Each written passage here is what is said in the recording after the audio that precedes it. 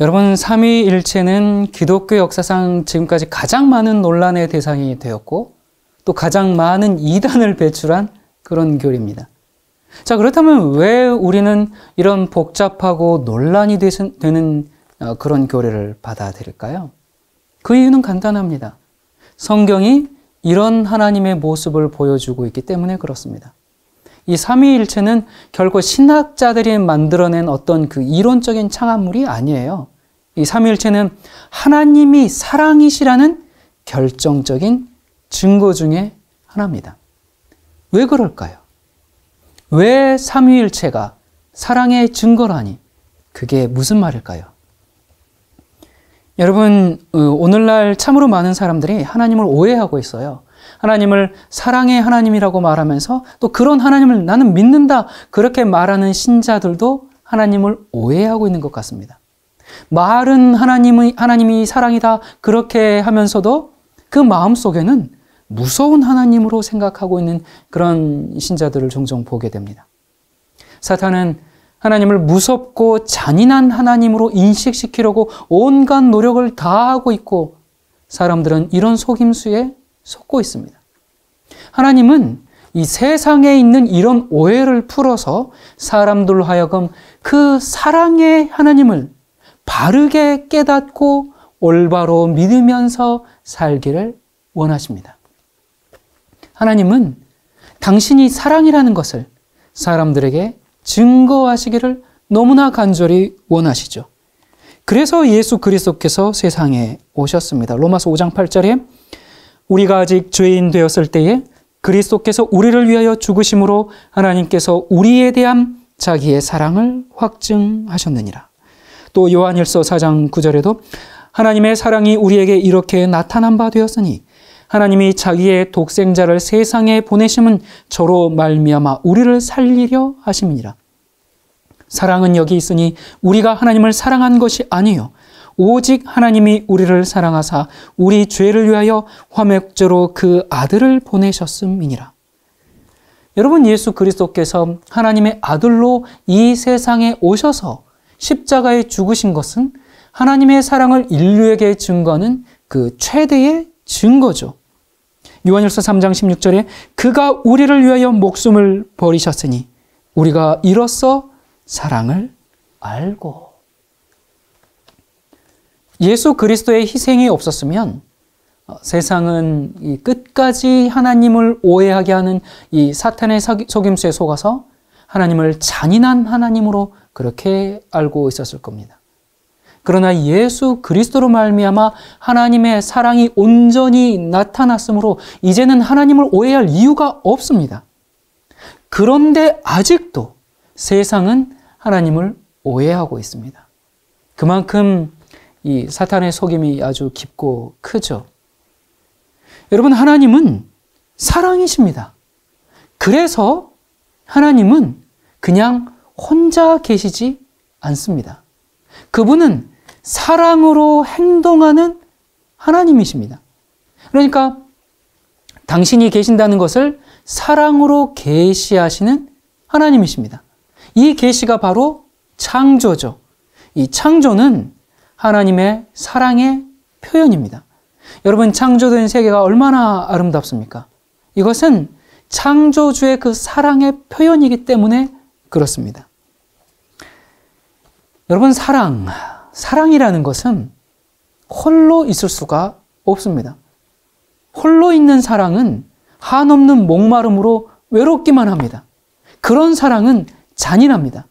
그렇기 때문에 반드시 이 사랑이라는 것이 성립되려면 동등한 사랑의 대상을 가지게 되고 또 가져야만 합니다.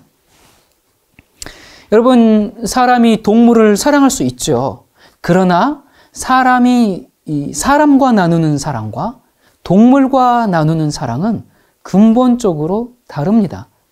이 동물만을 사랑하는 것으로 사람의 사랑은 결코 충족되지가 않습니다. 동등한 인격 사이에서 이루는 그 참된 사랑으로만 사람은 만족을 누리는 것입니다. 하나님이 사람을 하나님의 형상대로 창조했다고 했을지라도 사람은 뭐예요? 피조물입니다. 창조주와 피조물 사이의 사랑은 창조주이신 하나님 자신의 사랑을 충족시킬 수 없는 겁니다. 왜 그래요? 그 차원이 다르기 때문에 그렇죠. 그러므로 하나님, 그러니까 스스로 계신 그 여호와 하나님은 단수가 아닌 복수로 계시는 여호와가 아니면 안 됩니다. 왜냐하면 그렇지 않으면 그 사랑이 완전할 수 없기 때문에 그렇습니다. 그래서 하나님은 아버지와 아들과 성령으로 계시는 것이죠. 어떤 사람들은 이 삼위일체에 대한 개념을 오해하도록 사실 몸은 하나인데 마치 머리는 셋인 그 삼두일체인 것처럼 그렇게 이 표현하는 경우가 있습니다. 그래서 창세기 10장에 나타난 그 하나님의 대적자 니므롯, 그 니므롯의 그 괴상한 전설들이 있거든요. 그것들을 이제 결부시키면서 이 진리를 혼란시켜 왔습니다. 여러분, 이것은 사탄이 하나님의 삼위일체를 오해하게 만들기 위해서 거짓으로 꾸며낸 거거든요. 마치 사탄의 사상에 의해서 이 삼위일체 교리가 이렇게 정립된 것이다, 그렇게 이제 말하는 사람들이 종종 있어요. 그런데 이것은 사탄이 사람들을 혼란시키려는 아주 교묘한 술책인 겁니다.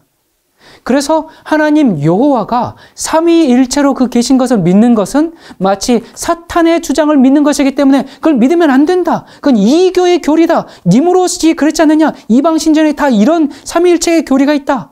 이러면서 정말 여호와 하나님의 그 삼위일체를 믿지 못하게 하는 그 사탄의 기만인 것입니다. 여러분, 사탄은 무엇이든지 하나님의 그 하신 일을 모방해서 하나님을 대적합니다. 이적과 기사를 행할 때 누구의 이름으로 이적과 기사를 행합니까? 하나님의 이름으로. 그렇게 해서 사람을 속이는 것도 다 이 사탄이 하는 그 기만술 중에 하나가 아닙니까? 그래서 여러분, 이 삼위일체 교리를 거부하는 것은 하나님의 구원 사역을 거부하는 그런 결과를 초래하게 됩니다. 역사적으로 이 삼위일체 교리를 거부한 사례들이 아주 많았죠. 이 삼위일체와 관련된 가장 대표적인 이단은 예수님의 신성을 거부하는 것입니다. 이것은 어떻게 생겨났냐면 하나님의 그 유일성, 단일성을 너무 지나치게 강조하면서 생기게 된 이단인데 3세기의 그 아리우스주의가 그 대표적인 예죠. 이 아리우스주의자들이 이제 예수님을 어떻게 봤어요? 최초의 피조물. 그러니까 하나님께서 최초로 만든 피조물로 봤지 하나님과 동등한 창조주로 보지 않았습니다.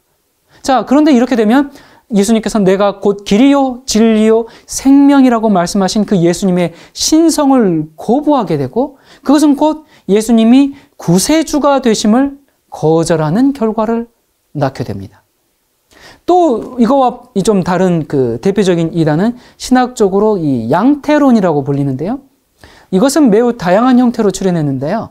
그러니까 간단히 말하면 하나님은 한 분이신데 구약에서는 엄격하신 아버지 하나님의 모습으로, 신약에서는 사랑이 넘치는 아들 예수님의 모습으로, 그리고 신약 이후의 시대에는 모든 그리스도인들을 감동시키는 성령의 모습으로 나타난다, 그 말이에요. 그러니까 이것은 결국은 하나님은 한 분이신데 시대마다 다른 가면을 쓰고 등장했다는 그런 말인 것이죠. 그래서 이런 사상은 성서적인 하나님의 모습과는 아주 거리가 먼 사상입니다. 여러분이 삼위일체 교리가 우리에게 가르쳐주는 것이 뭔가, 이 칼바르트의 말처럼 하나님은 공동체로 존재하시는 하나님이십니다. 하나님은 서로 구분되어 있어요. 구분되어 있지만 홀로 외롭게 존재하지 않으시고 다른 위격과 함께 교제를 나누시는 분이십니다. 이 삼위일체의 이 여호와 하나님은 창조 전부터 정말 영원한 시대를 통해서 함께 공동체를 이루면서 서로 사랑하시고 교제 가운데 계셨음을 알 수가 있습니다. 하나님은 홀로 계시지 않고 그룹으로 존재하셨습니다. 이 삼위일체 하나님이 완벽한 연합 가운데서 일하실 때 창조와 구속의 그 놀라운 일을 이루신 것처럼 인간들도 함께 모여서 이 사랑을 나누고 사역할 때 놀라운 일이 일어나는 것입니다. 여러분, 최초의 소그룹이신 이 삼위일체 하나님에 대한 그 교리가 우리 사회에 던져주는 메시지는 예수님의 기도에 잘 나타나 있어요. 요한복음 17장 21절에 아버지께서 내 안에 내가 아버지 안에 있는 것 같이 저희도 다 하나가 되어 우리 안에 있게 하사 세상으로 아버지께서 나를 보내신 것을 믿게 하옵소서. 여러분, 이것은 삼위일체 하나님이 영원하고 완벽하게 통일된 교제 가운데 계신 것처럼 사람들도 그 교제 속으로 들어감으로 무엇이 된다? 하나가 되어야 한다는 강력한 메시지입니다. 삼위일체 하나님과의 그 교제를 통해서 사람들이 하나가 되어가는 것이 바로 삼위일체 하나님께서 우리 안에서 이루시는 그 구원의 구체적이고 실제적인 모습이 아닐까요? 삼위일체. 여러분, 사실 오늘 이 시간에 이 삼위일체 사상을 모두 다 다룰 수가 없습니다. 제가 이 삼위일체에 대해서 강의한 3부작 시리즈가 있습니다. 제1부는 성경 말씀으로 살펴본 삼위일체 이해라고 했고요. 그 다음에 제2부는 삼위일체를 반대하는 주장에 대한 답변, 그리고 제3부는 기독교 역사로 살펴보는 삼위일체 논쟁. 자, 이렇게 1, 2, 3부로 삼위일체를 제가 충분히 다뤘습니다.